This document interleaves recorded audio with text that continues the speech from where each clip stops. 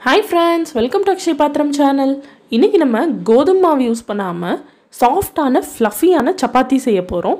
கோதுமை மாவுல செஞ்சா கூட இவ்ளோ ஈஸியா சாஃப்ட்டான சப்பாத்தி செய்ய முடியாது. எப்பவுமே ஒரே மாதிரி பிரேக்ஃபாஸ்ட் சாப்பிட்டு பழகுனவங்களுக்கு இது கண்டிப்பா ஒரு சூப்பரான வித்தியாசமான ஒரு பிரேக்ஃபாஸ்டா இருக்கும். ரெசிபிக்குள்ள போறதுக்கு முன்னாடி நீங்க இன்னும் நம்ம சேனலை சப்ஸ்கிரைப் பண்ணலனா சப்ஸ்கிரைப் பண்ணிருங்க. பக்கத்துல இருக்க பெல் ஐகானையும் கிளிக் பண்ணிருங்க. முதல்ல ஒரு ஹெவி பாட்டம் கடாயில 1 கப் அளவுக்கு தண்ணி சேர்த்துக்கலாம். அதுல 1/2 டீஸ்பூன் அளவுக்கு உப்பு சேர்த்துக்கிட்டு ஃப்ளேமை ஹைல வச்சுக்கோங்க.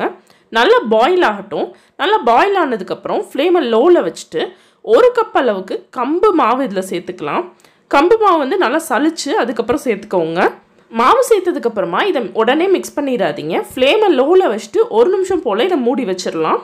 இப்போ 1 நிமிஷம் கழிச்சு ஃப்ளேமை ஆஃப் பண்ணிருங்க. ஆஃப் பண்ணிட்டு ஒரு உடன் ஸ்பேச்சுலா வச்சு நல்லா வந்து மிக்ஸ் பண்ணிக்கோங்க. எந்தவித லம்ஸும் இல்லாமல் நல்லா மிக்ஸ் பண்ணிக்கணும். இந்த மாதிரி மாவு போட்டோன்னே மிக்ஸ் பண்ணாமல் 1 நிமிஷத்துக்கு மூடி வச்சுட்டு அதுக்கப்புறமா நம்ம ஃப்ளேம் ஆஃப் பண்ணிவிட்டு மிக்ஸ் பண்ணால் நல்லா சப்பாத்தி இன்னும் சாஃப்டாக வரும். இதுவும் ஒரு முக்கியமான டிப்ஸ். இப்போ பாருங்கள், எந்தவித லம்ஸும் இல்லாமல் எல்லாம் ஒன்றா சேர்ந்து சூப்பராக வந்துருச்சு. இது 1 நிமிஷத்துக்கு லைட்டாக ஆறட்டும். ரொம்ப ஆற விட்டுறாதீங்க. கை வச்சா பொறுக்கிற சூட்டில் இருக்கணும். இப்போ இதில் வந்து 1/4 டீஸ்பூன் மஞ்சள் தூள், 1/2 டீஸ்பூன் மிளகாய் தூள் சேர்த்துக்கிறேன். இது ஆப்ஷனல் தான், நம்ம வெறும்னே சப்பாத்தியாகவும் பண்ணலாம். ஆனால் இந்த மாதிரி மசாலாஸ் சேர்க்குறது இன்னும் கொஞ்சம் ஸ்பைஸியாக நல்லாயிருக்கும். ஒரு 5 நிமிஷத்துக்கு தொடர்ந்து இந்த மாவை பிசைஞ்சுக்கிட்டே இருங்க. இது அவ்வளோவா ஒட்டாது. ஆனால் கையில் ஒட்டுற மாதிரி இருந்துச்சுன்னா லைட்டாக கையில் எண்ணெய் தடவிட்டு அதுக்கப்புறமா நல்லா பிசைஞ்சுக்கோங்க. இப்போ 5 நிமிஷம் கழிச்சு சூப்பராக பிசைஞ்சாச்சு. நல்லா சாஃப்டாக சப்பாத்தி மாவு மாதிரி ரெடி ஆயிடுச்சு. இப்போ இதுலேருந்து ஒரு சப்பாத்திக்குரிய மாவு எடுத்துட்டு அதை தேய்க்கிறதுக்கு முன்னாடி ஒரு 30 செகண்ட்க்கு நல்லா இதை பிசைஞ்சுக்க போகிறோம். இதுவும் ஒரு முக்கியமான டிப்.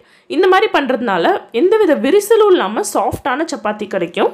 இப்போ லைட்டாக மாவு வச்சு டஸ்ட் பண்ணிக்கிட்டு சப்பாத்தி தேய்க்க ஆரம்பிச்சிடலாம். இது வந்து ரொம்ப ஈஸியான ஒரு மெத்தடாக இருக்கும்.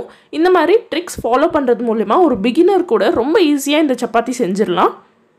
ரொம்பவும் மெலிசாக தேய்ச்சிடக்கூடாது.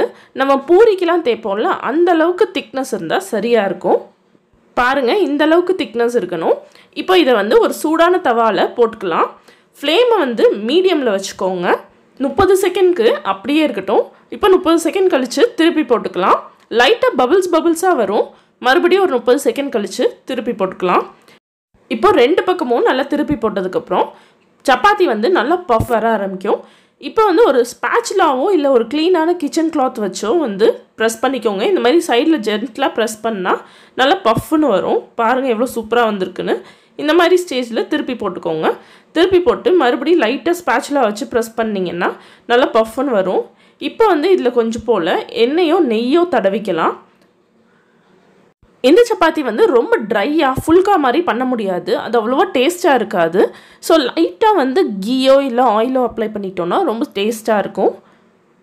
அவ்வளோதான், 2 பக்கமும் நல்லா வெந்துருச்சு. சப்பாத்திலாம் நல்லா சாஃப்டாக சூப்பராக ரெடி ஆயிடுச்சு. டயட்டில் இருக்கவங்களுக்கு இந்த கம்பு சப்பாத்தி நல்ல ஒரு ஆப்ஷனாக இருக்கும். டெய்லி ஒரே மாதிரியே பிரேக்ஃபாஸ்ட் சாப்பிட்டு போர் அடிச்சு போயிருக்கவங்களுக்கு இது ஒரு பெஸ்ட் ஆல்டர்னேட்டிவ். ரெகுலராக நம்ம சப்பாத்திக்கு செய்கிற சைட் டிஷ்ஷே இதுக்கு ரொம்ப நல்லாயிருக்கும். கோதுமை மாவில் செஞ்சால் கூட இவ்வளோ சாஃப்டான சப்பாத்தி வராது. கண்டிப்பாக நீங்களும் இந்த ரெசிபியை ட்ரை பண்ணி பாருங்கள். இந்த வீடியோ உங்களுக்கு பிடிச்சிருந்துச்சுன்னா லைக் பண்ணுங்கள், உங்கள் ஃப்ரெண்ட்ஸ் கூட ஷேர் பண்ணுங்கள், கமெண்ட் பண்ணுங்கள். மறக்காமல் RecipeIn சேனலை சப்ஸ்கிரைப் பண்ணிடுங்க. பாய்.